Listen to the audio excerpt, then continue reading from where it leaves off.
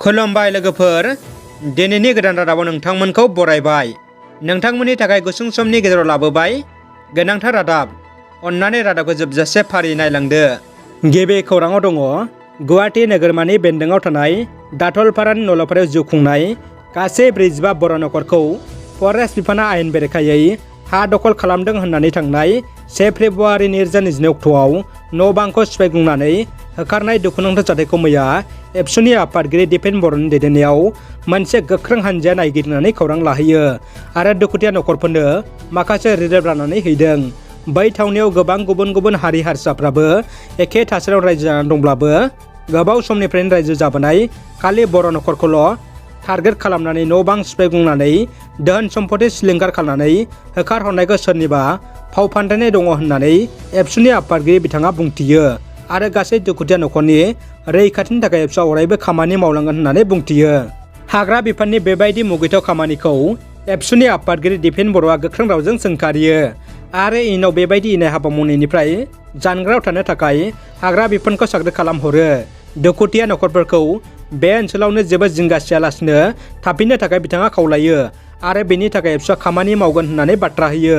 बै दुखुनांथाव जाथायखौ नोजोर होनो थाखाय एबसुनि आफादगिरिया आसाम सरकारखौ खावलायो आरो दुखुथिया नखरफोरनो थाबैनो हानायसिमाव सरकारनिफ्राय रिलिफ होनो थाखाय नारसिनहरो। जोंनि बर' समाजाव मा जाखो? सानफ्रामबो जुलि जाखानाय आइजोफ्रा गावनि नखर संसार, फिसाय आरो फिसाखौ गारना खारनाय जाथाया बांगासिनो दङ। सावगारियाव नुनाय बे आइजोआ थांनाय सुनिबार 29 जानुवारि खालि 6 बोसोर जानाय गथ' गोरलैजों लोगोसे फिसायखौ गारनानै बहाबा खारखोमा लांदों। बेनि मुंखौ रैसुमै मोसाहारि होनना मिथिदों। गामिया टंसिदाङि, लासो सान्तिपुर, जिल्ला चिरां। सोरबाफोर बहाबा नुयोब्ला नखरनि सुबुंफोरा 8638 061 470 आरो 9957 230 926 बे मबाइल नाम्बाराव खौरां हरनो गुरै खावलायहरदों। गोजोनथाव खौरां, दुर्गा बर'आ आसामनि सेनियर नेशनेल भलिबल चेम्पियनशिप हानजायाव सायख'जादों। उदालगुरि जिल्लानि भेरगाव ओनसोलनि बर' फिसा दुर्गा बर'आ आसामनि सेनियर नेशनेल भलिबल चेम्पियनशिप हानजायाव सायख'जादों। बिथांनि बेबायदि जाफुंनाय खौराङा बर' हारिखौ गोजोननाय लाबोदों। दुर्गा बर'नि जाफुंनायखौ BTR दावबायसा बर'जों लोगोसे गासै बर' फिसाफ्रा बिथांनो गाहाम हामलायनाय बावहरदों। दानिया फैदो गुबुन मोनसे खौराङाव। मोनसे गेदेर जाथाय। भारतीय आर्मिनि गावनाय फोरोंथाय होनाय बमाया गोरोन्थियाव गंसे नखराव गोग्लैना बै नखरा सिलिंखार जादों। BTRनि गोदान जिल्ला दाजानाय तामुलपुर जिल्लानि भारत भुटान सिमना 1 नं पाहारफोराव गिख्रंथाव जाथाया जादों। खौरांनि बायदिब्ला सुकुनजुलि फायरिं रेन्जआव भारतनि रौनियाफोरनि गावनाय फोरोंथाय होबाय थानाय समाव सान्थ्रिफोरनि गावनाय बमाया गामिनि मोनसे नखराव गोग्लैहैदों। बमाया गोग्लैनायनि थाखाय पारमेश्वर हासदानि न'आ थेर-बेथेर जायो। बे गिख्रंथाव बमा बेरफ्रुनाय जाथायजों बै नखरनि सुबुंफोरा खुनुरुखुम गासिबो जिउ रैखा मोनदों होनना मिथिनो मोन्दों। बमा बेरफ्रुनायनि जाउनाव साखाथिनि गंसे नखराबो गोहोम गोग्लैदों होनना फोरमायदों। क'क्राझार जिल्लानि उल्टापानियाव सोनाब बंगनिफ्राय टेन्ट हाउस लाबोनाय गारिजों दंफां लांखुमानो नाजानायाव दंफां गारजों लोगोसे 5 सुबुंफोरखौ हाग्रा बिफाननि मावफारियाफ्रा हमदों। हमजानाय सिखाव फालांगिरिफोरखौ काजल दे सरकार, मनजित दास, पामय दास, बिप्लब दास आरो राजकुमार शाह होनना मिथिनो मोन्दों। हमजानाय सिखाव फालांगिरिफोरखौ क'क्राझाराव दैथायहरो होनना हाग्रा बिफाननि सुलुङाव फोरमायदों।